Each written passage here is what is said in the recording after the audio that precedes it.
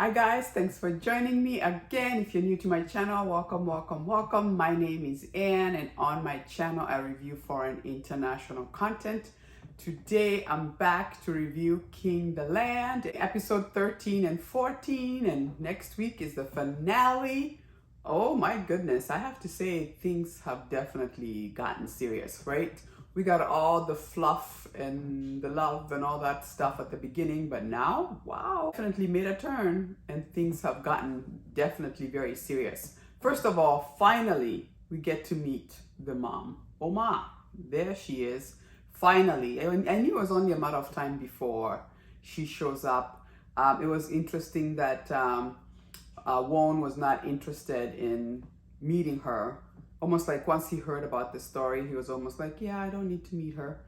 But it almost sounds like he was also upset in the fact that she left, which Sarang was like, shouldn't you meet her and hear her story? Like, what happened? Now, what's interesting is it sounds like the father went through the same thing that he is going through with his mother. I get the feeling she was also probably not from a very wealthy family. They fell in love. And once again, because of the same thing, she had to go away. And as we saw, Won's father made Sarang go to the other hotel. What is it? The King Tourist Hotel? Almost like where everybody goes who are considered misfits. We don't want to see you. You don't belong in the premium hotel in town. We send you all the way to that more of a low-scale hotel.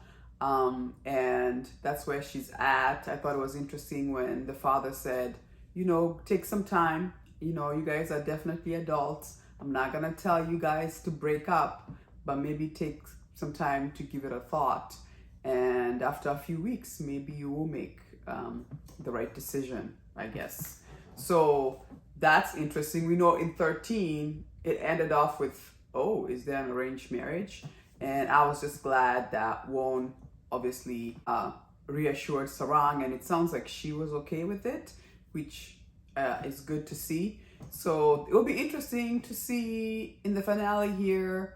Obviously, he's just come back from the business trip.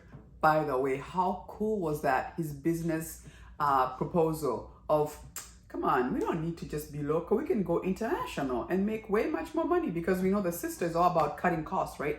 He's like, how about making more money? Have you thought about outside the box? And in a weird way, it was kind of sad how she got demoted by the dad, obviously, because she's the one who leaked the pictures of Sarang and Won. Obviously, she's jealous. And the dad clearly saw it, because the dad was like, do not publish those. And clearly she overrid him and went and published them. And the father definitely put two and two together. And then now that the son is like, no, dad, we can even go international with this hotel and make more money. The dad is like, almost like my son. And obviously now the sister is completely mad and completely jealous. And then now has just got demoted. By the way, how sad is it the way she's treating her son? I'm so glad that Sarang and Won obviously saw, like, wow, how sad. It almost kind of reminded him of himself without having your mom being present.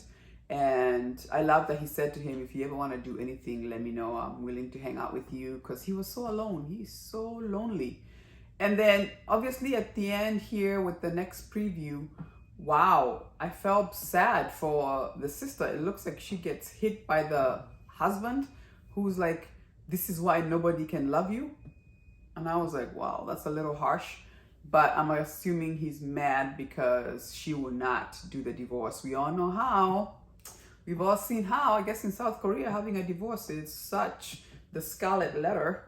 You know what I'm saying? Like, come on. People get divorced. Would you rather stay, miserable just because you don't want people to look at you differently? And I bet you there's a lot of people who are probably stuck in marriages like that. It's not that they're in love. They just don't want to be, stuck with divorced, right?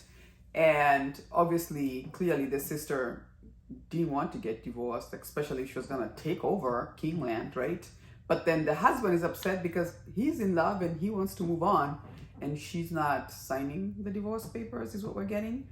By the way, the air hostess It was interesting that the jealous coworker finally told everybody there would be secret that she got divorced. And it's just amazing how everybody's like, like, wow, come on, get over it. Okay, get over it, people. It's 2023, get over it. And then, by the way, the other friend who was married to that lazy husband, who she finally found out he's been hanging at the golf course, and clearly he lost his job and he's been a bum over there at the golf course, using up his severance money. I just loved how she walked in with the green onions and just whacked him in the face. Like, seriously? I've been slaving here, trying to make money for the family, cooking and everything, and you are jobless. And I loved when his parents came in and they were like, we don't know you anymore. This is our daughter. And come on, go make dinner. Oh, so funny, so good. But anyway, it will be interesting to see now that the mom is back, and how it would be nice to hear the story as to what was the reason why she left. Why did you leave your son? I'm really looking forward to the reason. And the father, why he let him go, when we were shown a flashback where it seems like they were very happy and in love. And that's how the stepsister started getting jealous of one, I guess. So anyway, we'll see what happens there. The other part that also bothered me was obviously a preview from next week, when the stepsister is like, oh yeah, I gave her money, that's why she went away. And we see one crying, and I'm like, was that the mother that was given money and left? Because she called it cheap love. Or was it Sarang? Did Sarang take the money and leave? I'm like, that does not sound believable, right? It does not sound believable. Anyway, what did you think of 13 and 14? I just think that definitely things have turned and we've gotten serious. It's not the constant lovey-dovey, looking in his eyes or whatever. The relationship has developed. It's still very loving and touching. I love the part when everybody found out that they're in a relationship, and he went and actually asked the people who work with her, like, please be nice to her. I'm not asking as your manager, I'm asking as her boyfriend. Oh, so sweet, so sweet. Anyway, join me next week as we finally finish this. The finale is next week for episode 15 and 16. And let me know in the comment section what you thought of episode 13 and 14. And as usual, I'm always grateful that you've joined me. Give me a like, subscribe. It does help to support my channel. And I'll see you next week. Deuces.